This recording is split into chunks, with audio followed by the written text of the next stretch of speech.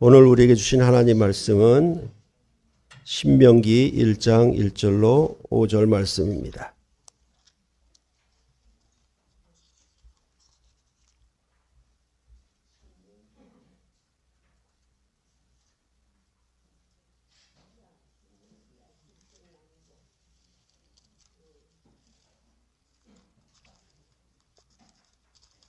구약 신명기 1장 1절로 5절 말씀입니다.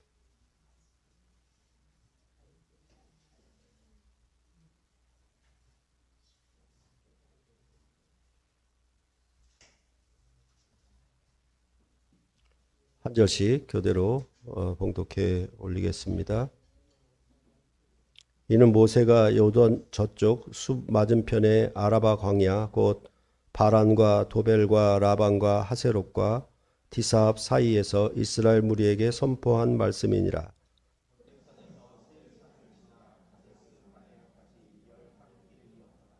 마흔째 해 11째 달 그 달 첫째 날에 모세가 이스라엘 자손에게 여호와께서 그들을 위하여 자기에게 주신 명령을 다 알렸으니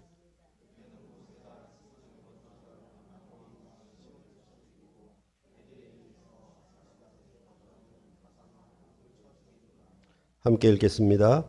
모세가 요단 저쪽 모압 땅에서 이 율법을 설명하기 시작하였더라. 일러스되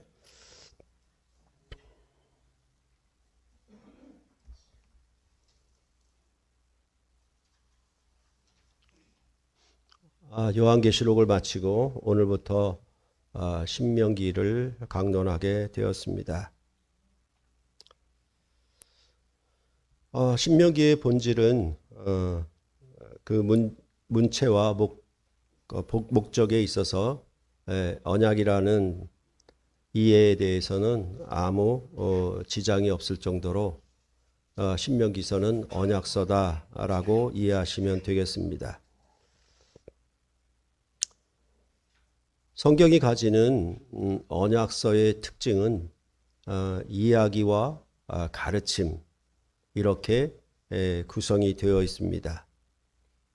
그러니까 역사 이야기 그 다음에 그에 따른 가르침 이것이 성경이 가지는 아주 독특한 문학 장르라고 여러분께 말씀을 드렸습니다. 그래서 복음서도 이러한 이야기 플러스 가르침 이렇게 되어 있습니다. 이런 것은 여러분께 예를 들어 설명했듯이 아버지가 장성한 아들을 성인이 된 아들을 앞에 놓고 같이 식사하면서 아버지의 인생을 살아온 인생을 쭉 얘기하면서 아들아 너는 이렇게 살아라 라고 하는 가르침이 주어지는 그런 형식과 같습니다. 그래서 아버지가 아들에게 교훈하는 것처럼 이런 역사 이야기 플러스 그 교훈이 나와 있는 것이 역시 신명기의 전체적인 언약서의 형식을 갖는다라는 점을 우리에게 알게 하고 있습니다. 그래서 이런 신명기는 보통 세 편의 모세의 고별 설교가 고별 설교로 되어 있다라고 말을 합니다. 그래서 때로는 뭐 설교 모음집 이렇게 얘기하고 마태복음도 이 신명기적 성격을 따라서 설교 모음집 이렇게 얘기하는 경우도 있습니다. 그런데 이것은 각각의 세 편의 설교가 따로 있어서 그것을 묶어놓은 그런 모음집이 아니라 전체적인 구조와 형식을 보게 되면 이것 또한 언약서의 형식을 그 구조를 갖는다는 것을 알 수 있습니다. 그런 점들은 차차 후에 말씀을 드리도록 하겠습니다.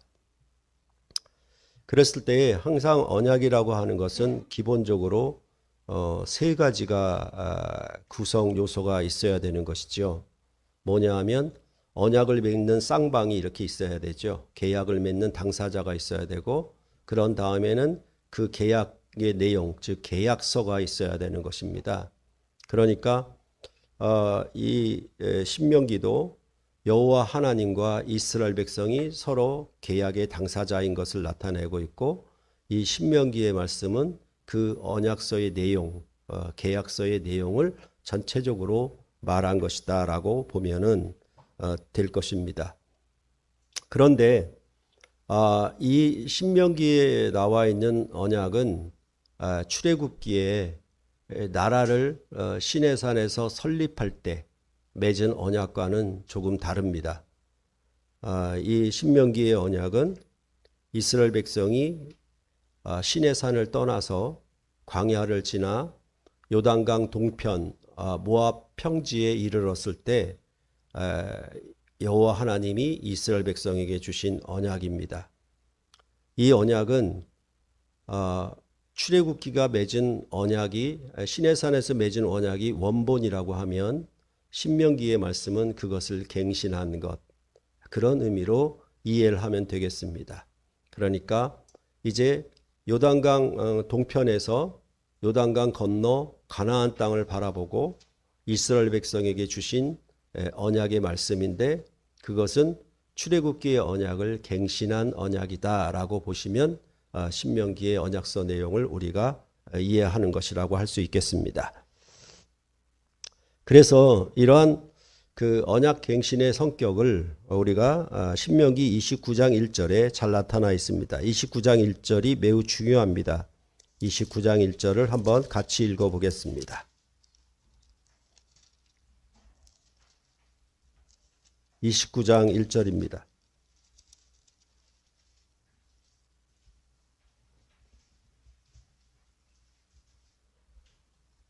함께 읽겠습니다. 호렙에서 이스라엘 자손과 세우신 언약 외에 여호와께서 모세에게 명령하여 모압 땅에서 그들과 세우신 언약의 말씀은 이러하니라.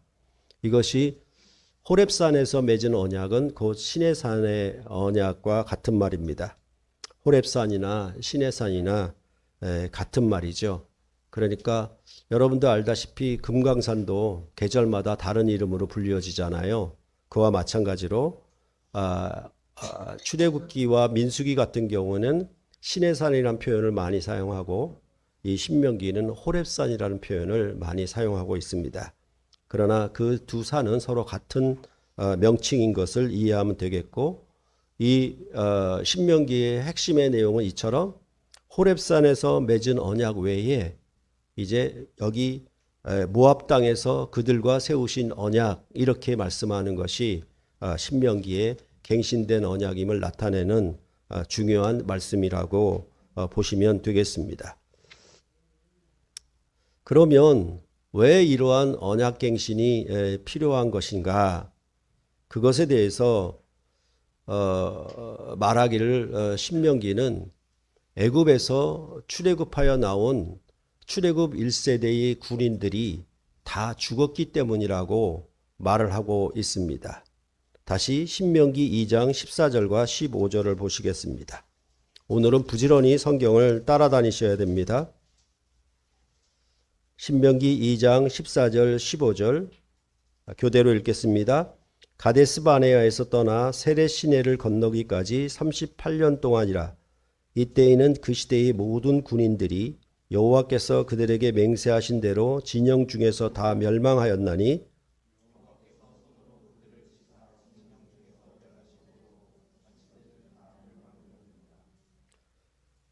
이스라엘 백성이 애굽에서 나올 때 우리가 출애굽기에서 보았던 것처럼 출애굽기 12장 40절과 41절을 보면은 이스라엘 자손이 애굽에 거주한 지 430년이라 430년이 끝나는 그날에 여호와의 군대가 다 애굽 땅에서 나왔은즉이라고 했습니다.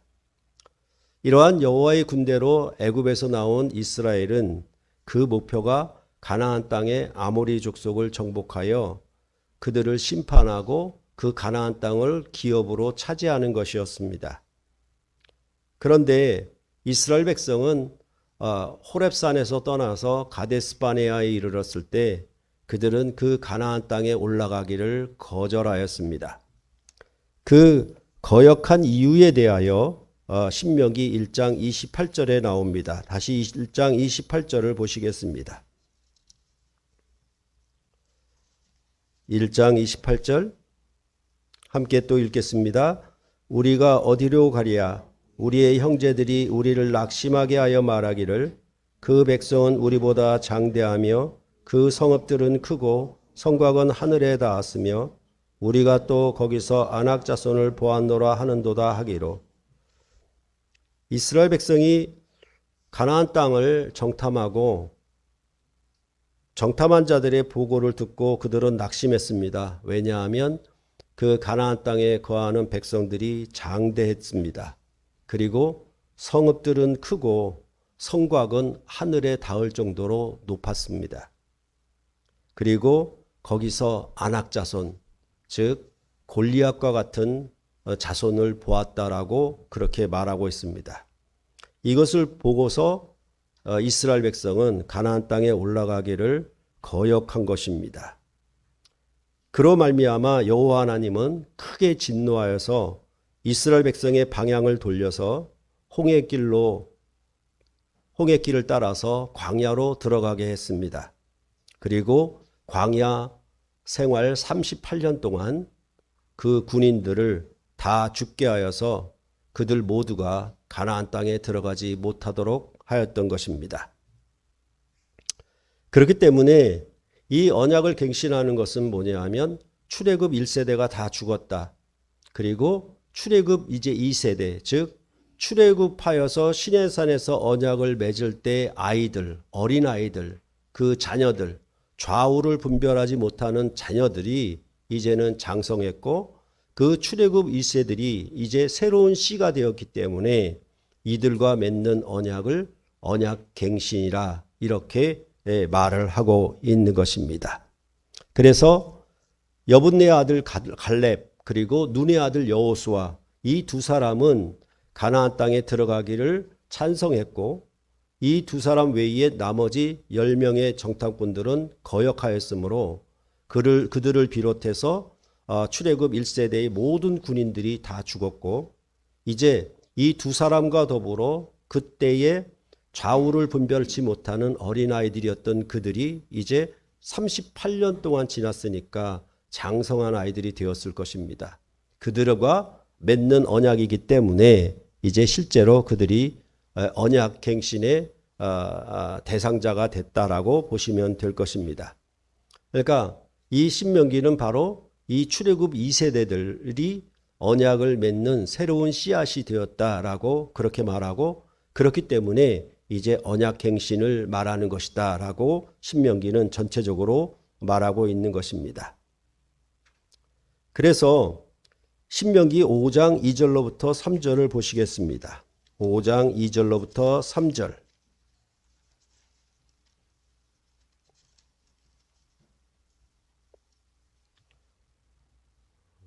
함께 읽겠습니다.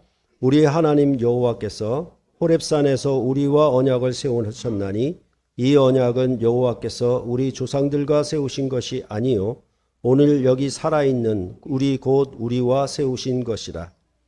분명히 호렙산에서 먼저 언약을 맺었는데 이제 여기에 하시는 모세를 통한 언약의 말씀은 여기 있는 우리, 여기 서 있는 우리와 세우신 언약의 말씀이다. 이렇게 말을 해서 출애굽 2세대와 계약을 맺는 언약을 맺는 말씀이 바로 이 신명기의 말씀인 것을 우리에게 알게 하는 것입니다.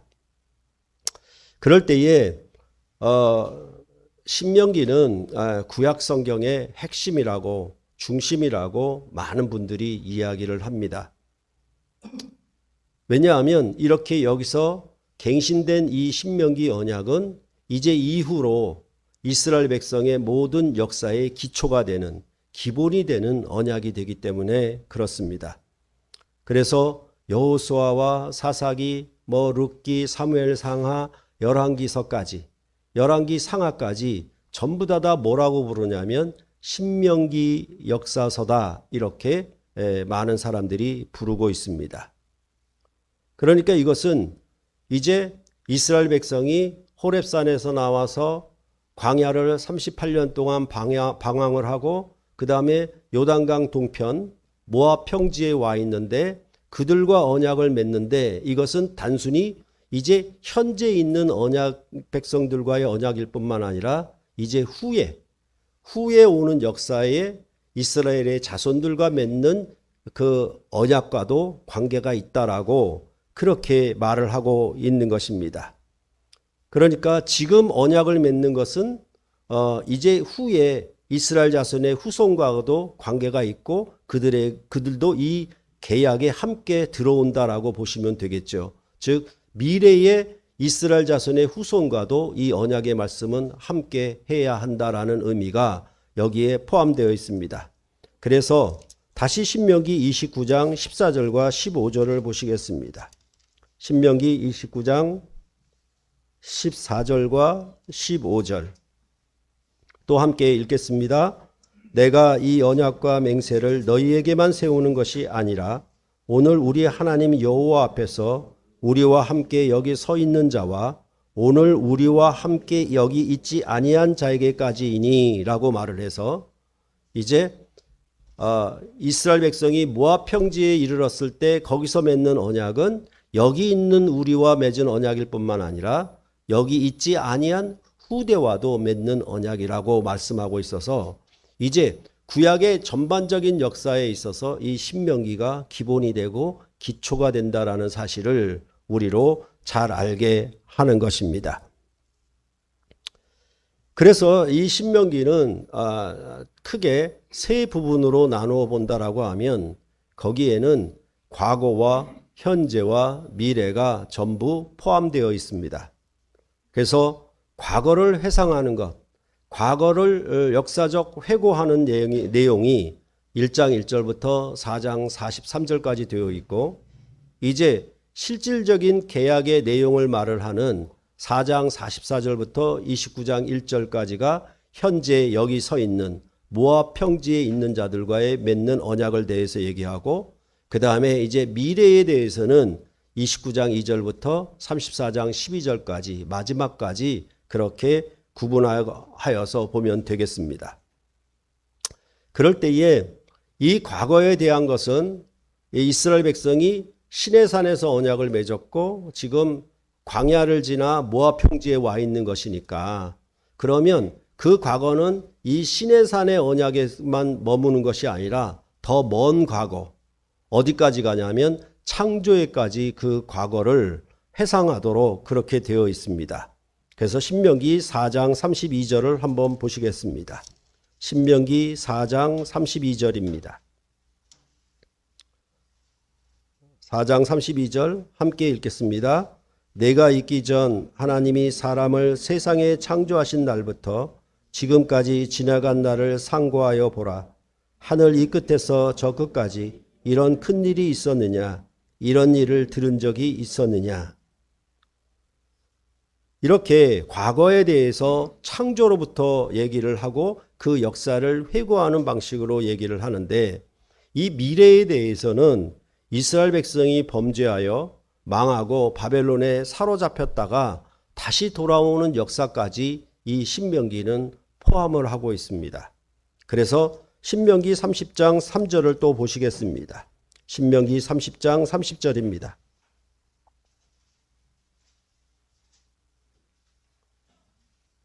또 같이 읽겠습니다.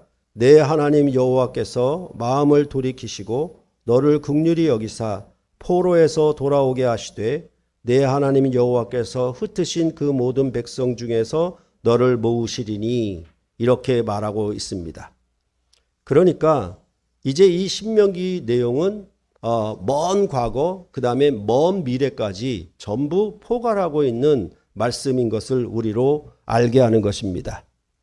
그러면 그 가운데 이제 가장 핵은 뭐냐, 핵심은 뭐냐라고 했을 때 그것은 바로 4장 44절부터 29장 1절에 있는 언약의 내용이라고 할 수가 있겠습니다. 그것이 바로 현재입니다. 모압 평지에 서 있는 그들과 맺은 언약의 현재, 그것을 말을 하고 있는 것입니다. 하나님이 이스라엘 조상들을 택하시고 그들에게 언약하신 것, 그리고 또 그 언약을 따라 이스라엘을 애굽에서 인도하여 내신 큰 일, 그것을 행하심은 여호와 하나님이 가나안 땅을 기업으로 주려 하심이었습니다. 그것이 이스라엘 백성의 애굽에서의 구원의 목표였던 것입니다. 그리하여 여호와 하나님이 유일하신 하나님이심을 명심하고 이 명령과 규례를 지켜 너와 내 후손이 복을 받아 하나님이 주시는 땅에서 한없이 오래 사는 것, 그것이 바로 이스라엘 백성에게 주신 이 신명기 언약의 내용의 목표요, 내용이라고 할 수가 있을 것입니다. 그럴 때에 신명기의 원래 그 히브리어 이름은 1장 1절 첫 서두에 나오는 두 개의 단어를 가지고 이름을 생각하면 됩니다. 그것은 바로 이는 말씀드리다 라는 내용이 바로 신명기의 원래 이름입니다.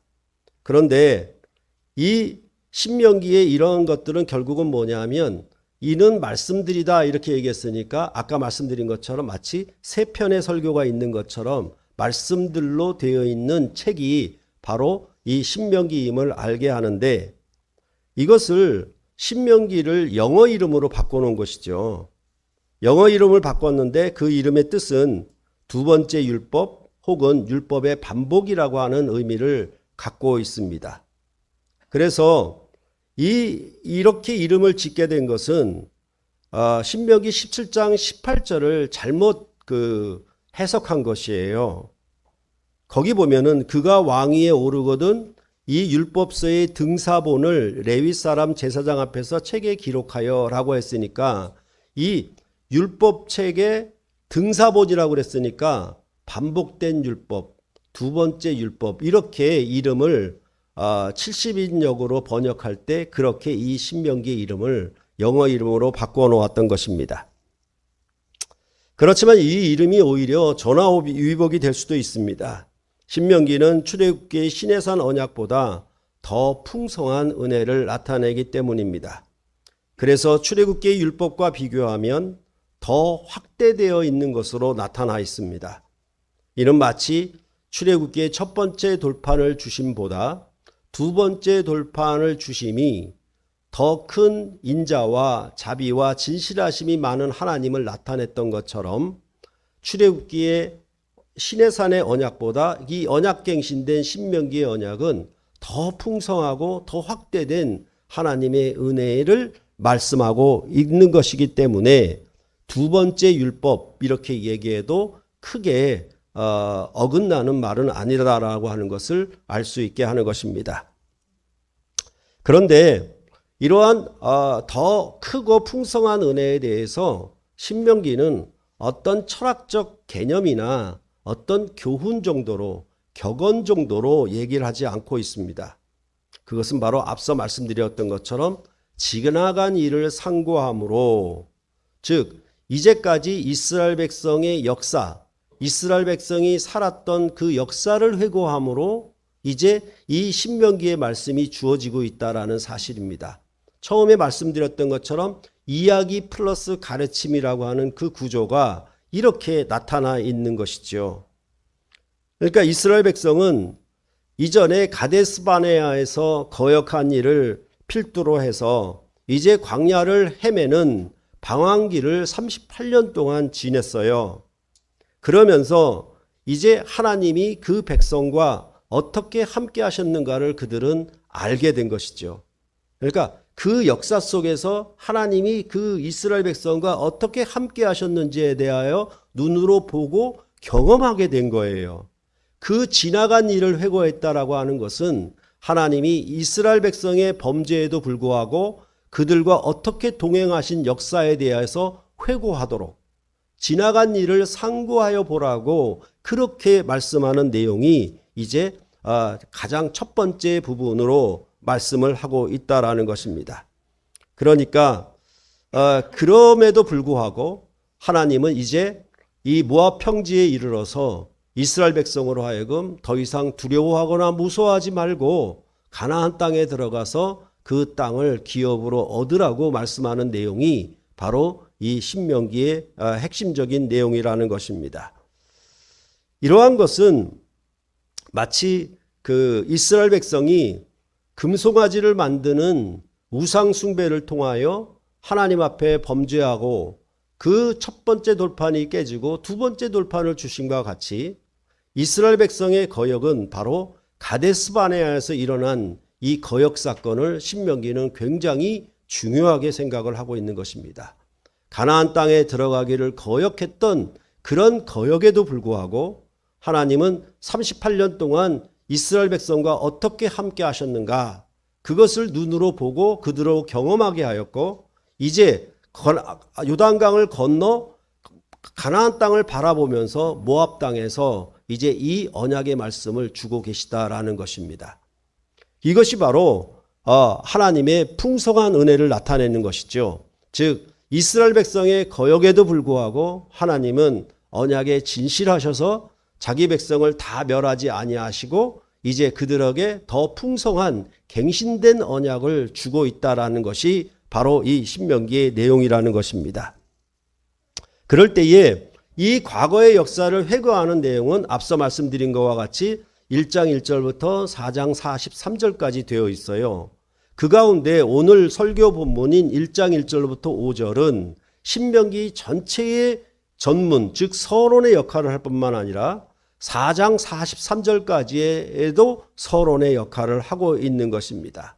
그러니까 신명기의 전체적인 내용을 이 서론 1장 1절부터 5절에 담고 있는 거예요.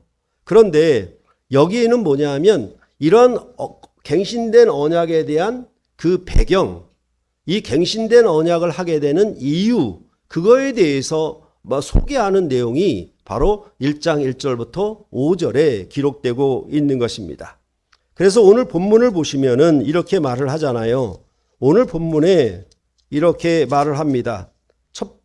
이는 모세가 요단 저쪽 숲 맞은편의 아라바 광야 곧 바란과 도벨과 라반과 하세롯과 디사합 사이에서 이스라엘 무리에게 선포한 말씀이니라 이렇게 되어 있고, 또한 5절을 보면은 모세가 요단 저쪽 모압 땅에서 이 율법을 설명하기 시작하였더라 라고 말을 하고 있습니다.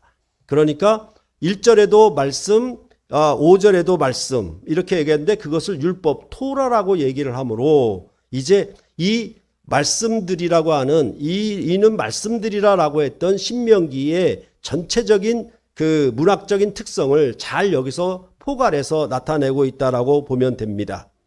그랬을 때 이 이스라엘 백성에게 모세가 요단 동편에서 선포한 말씀에 대한 배경이 바로 2절로부터 4절에 크게 두 가지로 나옵니다. 하나는 뭐냐 하면 시간적인 얘기, 연대기적인 얘기를 하고 있는 것이고, 또 하나는 대적을 쳐 죽인 후라고 그렇게 말하고 있는 것입니다. 그래서 2절로부터 4절을 다시 한번 보시겠습니다. 2절로부터 4절, 호렙산에서 세일산을 지나 가데스 바네아까지 10하루길이었더라. 40째 해 11째 달 그 달 첫째 날에 모세가 이스라엘 자손에게 여호와께서 그들을 위하여 자기에게 주신 명령을 다 알렸으니 그때는 모세가 헤수본에 거주하는 아모리 왕 시온을 쳐 죽이고 에드레이에서 아스타롯에 거주하는 바산 왕 옥을 쳐 죽인 후라라고 말씀하고 있습니다. 그러니까 왜 이 신명기의 말씀을 언약 갱신을 하게 된 그 시점이 어느 때냐? 그 시점이 어느 때냐라는 것을 이제 2절로부터 4절에 말을 하는데, 그 가운데 이렇게 시간적인 표현, 즉 10하루길 그리고 40년째 되는 해, 이런 방식으로 이야기를 하고 있고, 또 하나는 뭐냐 하면 아모리 왕 시온 그리고 바산 왕 옥을 쳐 죽인 후, 이렇게 두 가지의 개념을 가지고 이 언약의 말씀을 선포하는 배경을 오늘 본문에서 말씀해 주고 있는 것입니다. 그렇다면 왜 오늘 본문에서 이러한 시간에 대해서 언급하고 있는 것입니까? 그래서 2절을 보셨던 것처럼 이제 호렙산에서 세일산을 거쳐 가데스 바네아까지 이르는데 10하루길에 불과합니다. 그런데 3절에서는 그 40째, 그 40년째 되는 해에 이 모압 평지에 이르렀다라고 말씀을 하고 있는 거예요. 다시 말해서 이 40년째 되는 해는 어느 때부터 40년째 되는 해인가라고 하면 항상 이스라엘 백성은 애굽에서 나온 첫 해 6월절에 나왔으니까 그때로부터 40년째예요. 40년째에 이제 모압 평지에 이르렀어요. 그러니까 실질적으로 그 애굽하고 애굽에서 가나안 땅, 지금도 지도를 통해서 보면 이집트와 이스라엘 땅의 거리는 40년이 걸리는 거리가 아니에요. 그렇죠? 그러니까 전체적으로 본다라고 하면 이제 이스라엘 백성이 시내산까지 갔고 시내산에서 가데스바네아까지는 10하루길이에요. 그런 다음에 이제 가데스바네아에서 가나안 땅의 첫 접경이라고 할 수 있는 세렛 시내가에까지 가게 되는 것은 약 일주일이면 됩니다. 그러니까 18일 정도 걸리면 되는 길을 지금 40년이 걸렸다라고 얘기를 하고 있는 거예요. 그래서 가데스바네아에서 거역한 이후로 광야에서 38년 동안 헤맨 거죠. 그러니까 그것을 뭐라고 얘기하냐면 이제 신명기 2장 14절을 보시면은 이렇게 말하고 있죠. 신명기 2장 14절입니다. 또 한번 같이 읽겠습니다. 함께 읽겠습니다. 가데스바네아에서 떠나 세렛 시내를 건너기까지 38년 동안이라. 이 때에는 그 시대의 모든 군인들이 여호와께서 그들에게 맹세하신 대로 진영 중에서 다 멸망하였나니. 그러니까 가데스바네아에서 세렛 시내까지 가는데 약 일주일의 만의 거리인데도 불구하고 지금 38년이 걸렸다라고 그렇게 말씀을 하고 있는 것입니다.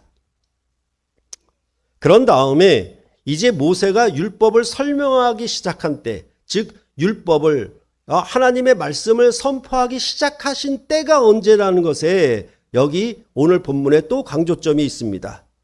그것은 바로 이스라엘은 호렙산에서 출발하여 가데스바네아에서 여호와의 명령을 거역하지 않았더라면 아주 짧은 시간에 가나안 땅에 들어갈 수가 있었을 것입니다. 그러나 그 거역함으로 인하여서 무려 38년의 어마어마한 시간이 지나갔고 하나님은 그 기간 동안에 이스라엘의 군인들을 전부 죽였다, 심판했다라고 말을 하고 있는 것입니다. 그래서 출애굽 1세대들을 전부 가나안 땅에 들어가지 못하도록 했다라고 말을 하고 있는 것입니다.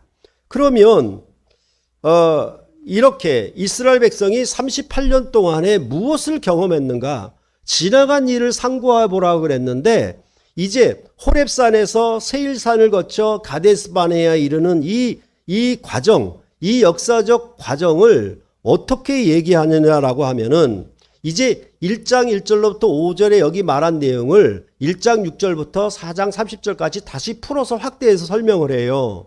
그럴 때 이스라엘 백성이 보고 경험한 것은 뭐냐 하면 우리는 저 가나안 땅의 아낙 자손과 같은 무섭고 강하고 키가 크고 장대하고 성은 높고 산은 요새와 같이 높아서 견고해서 우리는 도저히 들어갈 수 없습니다라고 했던, 그렇게 해서 그들은 가나안 땅에 들어가기를 거절했는데 이스라엘 백성의 형제 국가인 야곱의 형 에서의 후손인 에돔은 이미 이 아낙 자손과 같은 장대한 자손들, 그들도 크고 높은 성곽이 있음에도 불구하고 그들은 하나님이 아브라함에게 언약하신 땅을 이미 상속받아서 차지하고 있었던 거예요. 그러니까 이스라엘 백성은 그걸 보는 거죠. 세일산을 거쳤다라고 하는 것은 이스라엘 백성이 바로 이 에돔이라고 하는 국가가 세일산을 거주지로 삼고 있는 거죠. 마치 우리나라는 백두산의 정기를 품은 민족 이렇게 얘기하는 것처럼. 그런데다가 또 하나는 뭐냐 하면 아브라함의 조카인 롯, 이 롯도 아브라함에게 속한 자녀들이기 때문에 이 암몬 족속이 차지하고 있는 그 땅을 차지하고 있었어요. 그들도 아낙 자손과 같은 강대한 민족을 쳐부수고 그 땅을 기업으로 차지하고 있었던 것입니다. 그러면 이스라엘 백성은 광야를 지나는 동안에 뭘 봤습니까? 어떤 시청각 교육을 했냐라고 하면 하나님이 아브라함에게 약속하신 언약이 에돔 국가에도 이루어졌네. 하나님이 아브라함에게 약속하신 후손인 롯의 자손들에게도 이루어졌네라고 하는 것을 보고 있는 거예요. 그것을 다 일일이 보여주신 것이죠. 하나님의 언약이 어떻게 성취되었는가.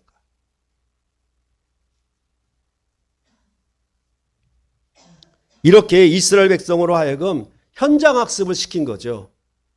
견학을 시킨 거예요. 하나님의 언약이 어떻게 신실하게 약속대로 성취되었는가를 그들로 보게 하였던 것입니다. 그리하여 강력한 두 왕인 아모리 왕 시온과 바산한 옥을 쳐서 이기게 하고 그 땅을 이스라엘이 차지하게 하도록 한 것입니다. 그래서 이 바산한 옥이 얼마나 강한지 대표적으로 신명기 3장 11절에 말을 합니다. 이 3장 11절에 보면 한번 보시겠습니까? 3장 11절을 보시면은 함께 읽겠습니다. 르바임 족속의 남은 자는 바산왕 옥분이었으며 그의 침상은 철침상이라. 아직도 암몬 족속의 랍바에 있지 아니하냐. 그것을 사람의 보통 규빗으로 재면 그 길이가 9 규빗이요 너비가 4 규빗이라. 그러니까 이 바산한 옥의 그 장대한 것에 대해서 뭐라고 얘기할까요? 우리나라 같은 뭐 임꺽정을 얘기할까요? 아니면 삼국지의 여포를 얘기할까요?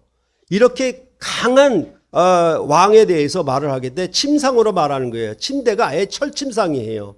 그리고 길이가 9 규빗이에요. 1 규빗을 50cm로 여기면은 어마어마한 크기죠. 그리고 폭이 4 규빗이에요. 그 정도로 장대했다는 얘기를 이 바산한 옥에 대해서 얘기를 하고 있는 것입니다. 이러한 두 왕을 정복하고 땅을 빼앗아 차지한 것은 결국 가나안 땅을 기업으로 얻게 되는 일에 대해 이제 더 이상 너희가 가데스바네아에서 두려워하고 무서워해서 돌이켰던 것과 같이 하지 말라는 것이죠. 그래서 지난번에 말씀드렸던 것처럼 이미 연습 게임을 한 거예요. 스파링 상대를 한번 싸워본 거란 말입니다. 그 가운데 이 아모리 족속 중에 강하다고 하는 두 왕을 정복하고 그 땅을 이미 차지했어요. 그래서 요단강 동편 땅을 지금 차지했단 말입니다. 그러면 가나안 땅을 요단강 건너가서 얻게 되는 것은 누워서 떡 먹기다. 이런 얘기를 하고 있는 거예요. 지금 신명기는. 그러니까 이스라엘 백성이 38년 동안 거기를 맴돌면서 그냥 억울하다 아니면 잘못했다 회개만 한 것이 아니라 하나님은 그 언약이 어떻게 성취되었는가, 너희는 어떻게 강력한 두 왕을 정복하여 승리하였는가, 그것에 대해서 너희가 보라는 거예요. 그 역사를 회고하라는 거예요. 그런 가운데 어떻게 한다? 이제 드디어 모세로 말미암아 이스라엘 백성에게 선포한 말씀이 이제 신명기의 말씀이다. 이렇게 말을 하고 있는 것입니다. 그래서 신명기 3장 21절과 22절에 그때에 내가 여호수아에게 명령하여 이르기를 너희의 하나님 여호와께서 이 두 왕에게 행하신 모든 일을 내 눈으로 보았거니와 내가 가는 모든 나라에도 여호와께서 이와 같이 행하시리니 너희는 그들을 두려워하지 말라. 너희의 하나님 여호와께서 친히 너희를 위하여 싸우시리라 하였노라. 그러니까 이 과거의 실패를 하나님은 심판하셨을 뿐만 아니라 그들에게 그 과거의 실패를 되풀이하지 아니하도록 38년 동안 그들을 눈으로 보고 경험하고 하나님의 언약이 어떻게 이루어졌는가, 또한 하나님이 어떻게 이 두렵고 강한 왕들을 이기게 하셨는가를 보게 한 거예요. 그 왕들을 쳐 죽인 후에 비로소 이 신명기의 말씀이 선포되고 있는 것입니다. 이러한 역사적 경험을 통해서 이스라엘 백성은 모세가 선포한 율법을 지켜 순종해야 할 것입니다. 여호와께서 그 규례와 법도를 가르쳐서 이스라엘이 들어가 기업으로 차지할 땅에서 그대로 행하게 하려는 목적인 것입니다. 그래서 신명기 4장 6절에 너희는 지켜 행하라. 이것이 너희 여러 민족 앞에서 너희의 지혜요 너희의 지식이라. 그들이 이 모든 규례를 듣고 이르기를 이 큰 나라 사람은 과연 지혜와 지식이 있는 백성이려다 하리라 라고 말을 하고 있는 것입니다. 그렇게 해서 이제 이스라엘 백성이 가나안 땅에 들어가 이 모세가 선포한 언약의 말씀을 지켜 행하면 이웃 나라가 보기를 지혜로운 백성이구나, 하나님의 보배로운 백성이구나 라는 것을 알게 하려고.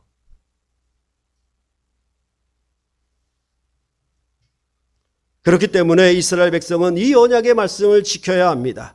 그래서 신명기 4장 9절에 오직 너는 스스로 삼가며 내 마음을 힘써 지키라. 그리하여 내가 눈으로 본 그 일을 잊어버리지 말라. 내가 생존하는 날 동안에 그 일들이 내 마음에서 떠나지 않도록 조심하라. 너는 그 일들을 내 아들들과 내 손자들에게 알게 하라. 지나간 일들, 그 역사적 일들 잊지 말아라. 마음에 새겨라. 그러고 나서 그것을 너희가 이 언약의 말씀을 지킬 때, 이 언약의 말씀을 순종할 때 그 역사적 경험을 꼭 붙들어라. 그리고 그 역사적 경험을 너희 후손들에게도 알려라. 그들에게도 가르쳐라. 이렇게 말씀을 하고 있는 것입니다. 여러분도 아시다시피 이렇게 모세가 선포한 신명기의 언약은 다윗 왕과 솔로몬 왕 때에 다 성취가 되었습니다. 가나안 족속을 완전히 멸한 다윗 왕과 전무후무한 지혜의 왕 솔로몬을 통해 이방 나라들이 여호와 하나님의 나라인 이스라엘에게 와서 경배를 하고 하나님의 지혜가 그들에게 있음을 그들이 하나님을 찬양하는 방식으로 그렇게 나타냈다는 것을 우리는 이후의 역사에서 볼 수가 있었던 것입니다. 그러나 이스라엘은 이 신명기의 말씀을 끝까지 순종하지 못하고 하나님 앞에 범죄하여 망하고 말았습니다. 그리하여 70년의 바벨론 포로가 되는 형벌을 받았습니다. 이것은 38년에 어찌 보면 2배가 된 셈이죠. 그럼에도 하나님은 이스라엘을 다 멸하시지 아니하고 이스라엘의 남은 자를 통해서 이제 메시아의 나라가 임하게 될 것임을 그들에게 약속하였던 것입니다. 그리고 새하늘과 새 땅을 주시겠다라고 그들과 언약을 하셨습니다. 그 약속의 때가 차서 하나님의 아들이 자기 백성 중에 이 땅에 오셨습니다. 질병을 고치시고 귀신을 쫓아내는 권능을 행하시며 광야에서 마귀의 시험을 이기셔서 그가 하나님의 아들이심을 나타내셨는데도 이스라엘 백성은 그를 거절하고 거역하여 십자가에 못을 박아 죽여버렸습니다. 그러나 하나님은 고난과 죽음에도 불구하고 끝까지 하나님 아버지를 순종한 이 아들을 죽은 자 가운데서 살리시고 하늘 보좌 우편에 앉게 하셨습니다. 모세가 아닌 이 하나님의 아들이 이제 천하 모든 족속에게 가서 제자를 삼으라고 명령하셨습니다. 부활하신 주님이 오순절에 성령이 임하게 하사 그에게 권능을 주어 땅끝까지 주님의 증인이 되게 하라고 말씀을 하셨던 것입니다. 그러니까 이제 예수님의 명령, 그 모세가 선포한 말씀은 이제 40년째 되는 해, 그들의 거역에도 불구하고 하나님이 친히 시청각 교육시키고 그들에게 언약의 성취를 가르치시고 보여주시고 또한 가나안 땅에 이 유력한 두 강대국의 왕을 쳐부순 후에 주신 말씀이라고 하면 이제 이 예수 그리스도로 하신 말씀은 이제 이 모든 창조로부터 그 다음에 이스라엘의 역사로부터 바벨론의 포로되고 다시 돌아오는 이 모든 역사를 포괄하고 그 모든 역사를 예수 그리스도 안에서 그가 때가 참으로 십자가에 죽고 부활하신 승리, 즉 사탄의 권세를 능히 이기신 승리, 아모리 왕 시온과 바산 왕 옥을 쳐부순 후에 주신 말씀이 아니라 죄와 사망의 권세를 이기신 후에 이제 백성들에게 제자들에게 선포하신 말씀이 무엇이다? 곧 복음서의 말씀이다. 이렇게 말씀하고 있는 것입니다. 그리고 이 보좌 우편에 앉으신 주님께서 성령을 이스라엘 백성에게 율법을 주시는 것이 아니라 이제 교회에게 성령의 법을 주셔서 이 성령으로 말미암아 땅끝까지 복음을 증거하는 증인되게 살라라고 그렇게 명령하셨다라고 말씀을 하고 계시는 것입니다. 그렇기 때문에 성령이 임한 증인들은 세상의 군왕들의 위협과 협박에도 불구하고 전혀 두려워하지 않았고, 옥에 갇히며 매를 맞는 고난을 당하면서도 전혀 굴복하지 아니하고 로마 제국의 끝까지 복음을 전파하는 사명을 감당했다라고 말씀을 하고 있는 것입니다. 이렇게 모세에게로 말미암아 이스라엘 백성에게 선포한 말씀과 하나님의 아들이신 예수께서 교회에게, 새 이스라엘인 교회에게 선포하신 말씀의 때가 어떤 역사적 과거, 어떤 역사적 회고를 통해서 하나님은 이 역사적 말씀을 하나님의 아들로 말미암아 교회에게 말씀하셨는가를 오늘 이 신명기의 말씀을 통해서 우리는 다시금 되새겨야 할 것입니다.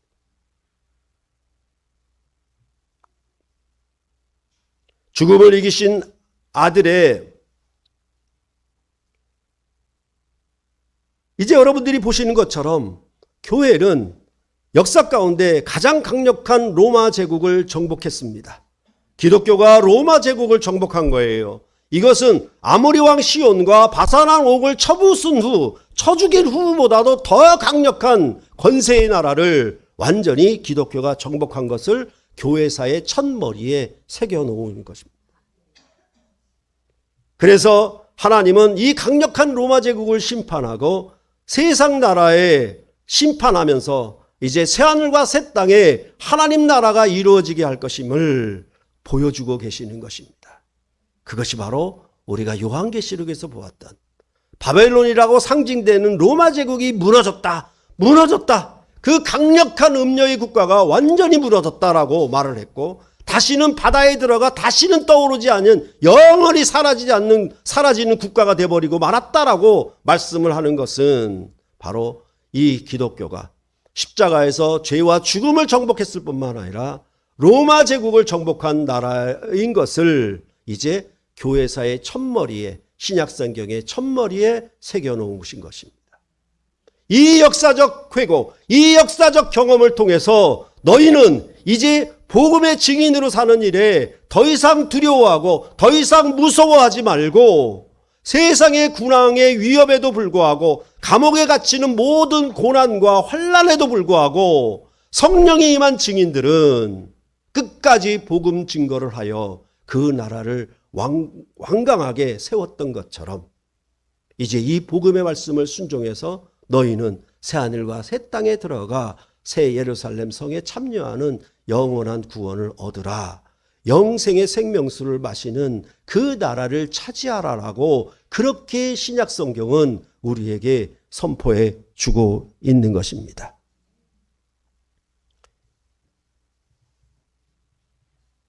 그래서 하나님의 아들 안에 나타나신 하나님의 사랑을 성령이 임한 교회로 하여금 온 세상에 하나님의 지혜를 드러내는 백성으로 우리를 세우신 거예요. 보배로운 백성, 거룩한 백성, 빛의 자녀들로 세우신 것이에요.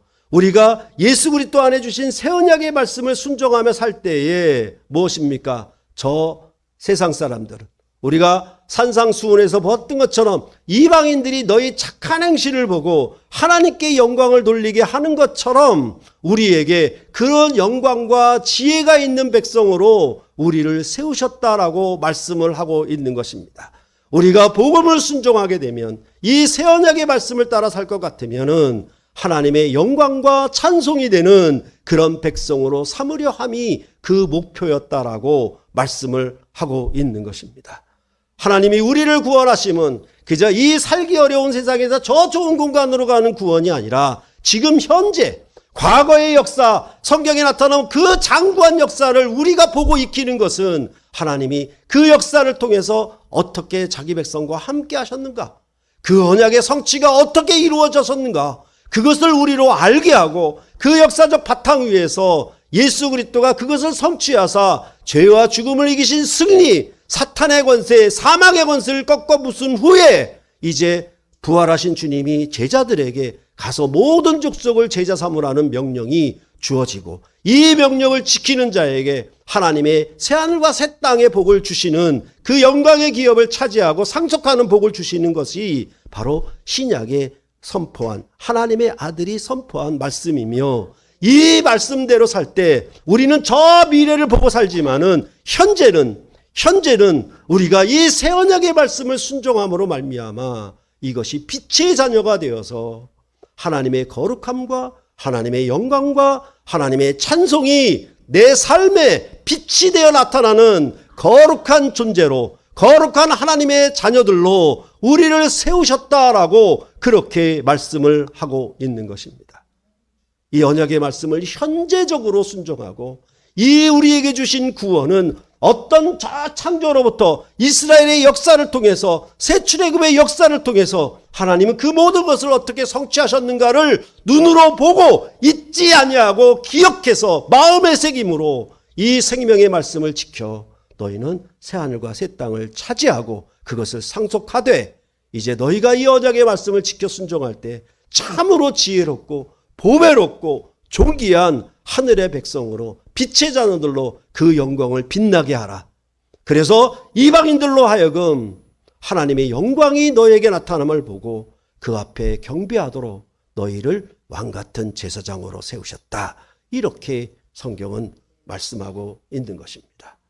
이것은 아모리 왕 시온을 쳐부수고 바산왕 옥을 쳐부순 그 승리의 발판에서 말한 모세의 말씀은 영원히 지키지 못하고 망하고 말았지만은 이제 죄와 사망의 권세를 이기신 우리 하나님의 아들의 승리 안에서 그의 사망의 권세를 쳐 죽인 후의 승리 안에서 주신 이 생명의 말씀은 영원히 변치 않는 영원한 생명의 말씀으로 이제 신약 백성에게 주어지는 것이다라고 그렇게 성경은 말씀하고 있는 것입니다.